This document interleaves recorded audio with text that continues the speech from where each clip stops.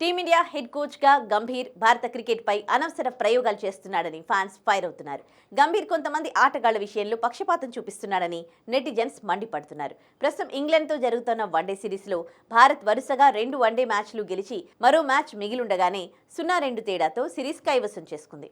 భారత జట్టుగా విజయాలు సాధిస్తున్న 2 విషయాల్లో గంభీర్ ఆలోచనలు ఎవరికీ అర్థం కావట్లేదు. టీమిండియా ప్రధాన బ్యాటర్గా ఉన్న రాహుల్ 6వ స్థానంలో పంపడం ఎవరికీ నచ్చడం లేదు. ఇంగ్లాండ్తో జరుగుతున్న వన్డే సిరీస్లో రాహుల్ కంటే ముందు ఆల్రౌండర్ అక్షర్ పటేల్ను బ్యాటింగ్కు రావడం ఆశ్చర్యానికి గురి చేస్తోంది. ఎలాంటి పరిస్థితుల్లోనైనా రాహుల్ బ్యాటింగ్ చేయగల సామర్థ్యం ఉంది. రెగ్యులర్గా 5వ స్థానంలో బ్యాటింగ్ చేసే రాహుల్ 6వ స్థానంలో బ్యాటింగ్ చేయడం వలన ఛాంపియన్స్ ట్రోఫీకి ముందు అతని ఆత్మవిశ్వాసం దెబ్బతినే అవకాశం ఉంది. 2023 వన్డే వరల్డ్ కప్లో రాహుల్ అద్భుతంగా ఆడి 500కు పైగా పరుగులు సాధించాడు.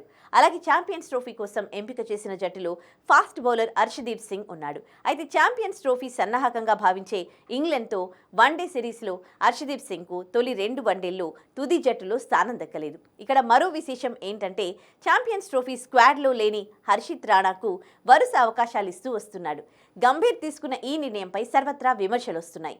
సూపర్ ఫామ్లో ఉన్న హర్షదీప్ సింగ్కు కనీసం 3వ వన్డేలోనైనా చోటు దక్కుతుందేమో చూడాలి.